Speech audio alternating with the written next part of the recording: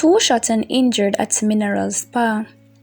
Clarendon, Jamaica. Two shop operators have been hospitalized after being shot during an incident at the Salt River Mineral Spa in Clarendon Monday night.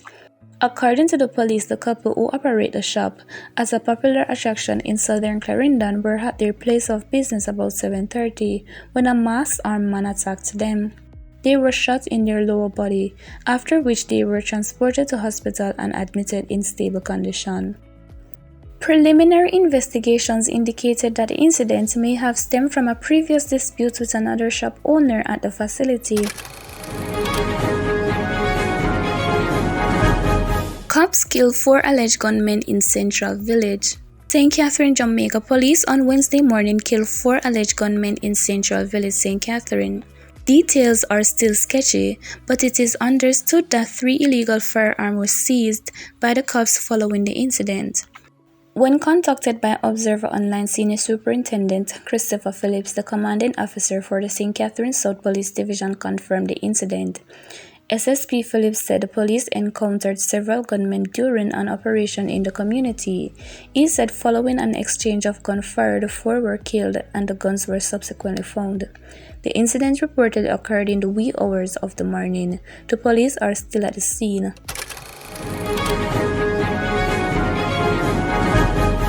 Morants Bay High School student seriously hurt in car crash. Family appeals for blood cash as boy fights for his life.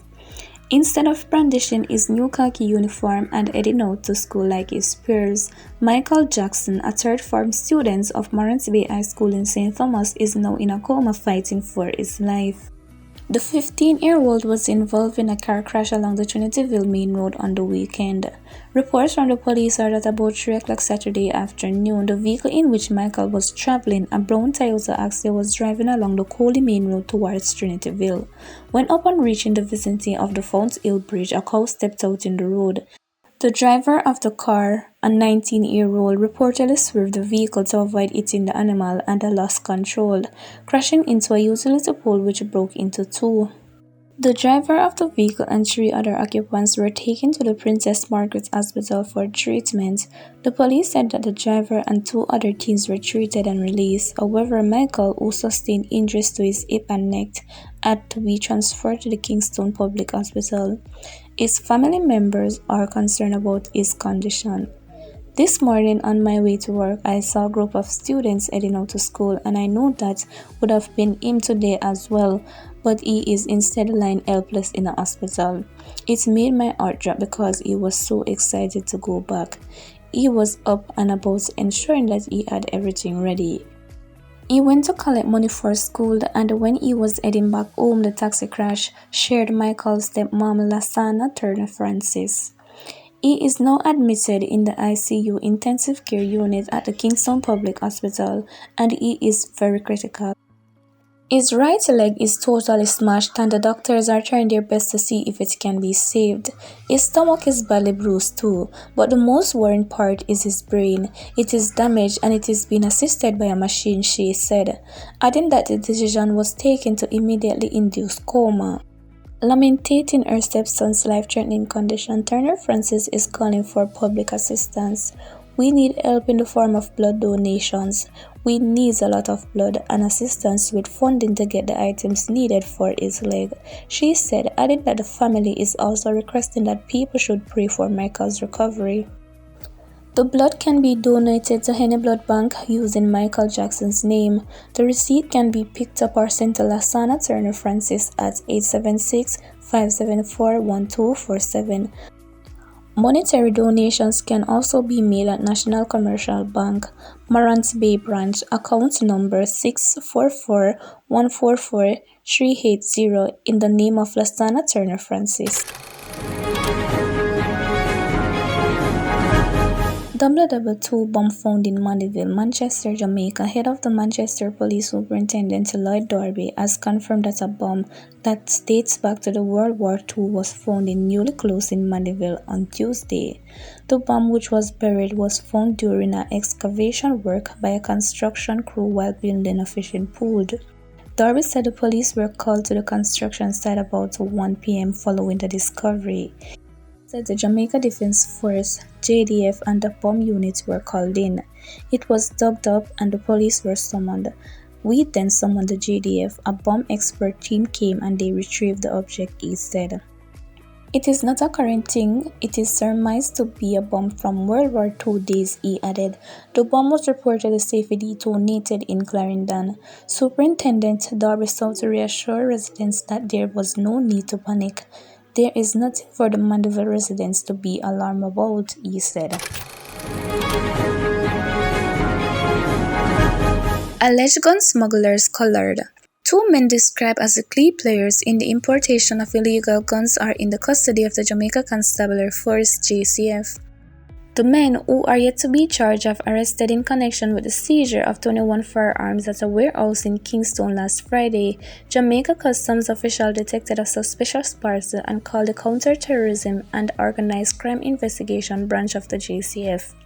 These males are considered the key players in the illegal importation of firearms, Deputy Commissioner of Police Fitzbailey said. The two males, who are now in custody, will be interviewed in the presence of their attorneys and the appropriate action will be taken, Bailey added. The cache of illegal weapons comprised 18 pistols, 3 rifles, 2,216 rounds of ammunition, and 51 magazines. A woman who was named a person of interest by the police was questioned by the police and released after she turned herself in.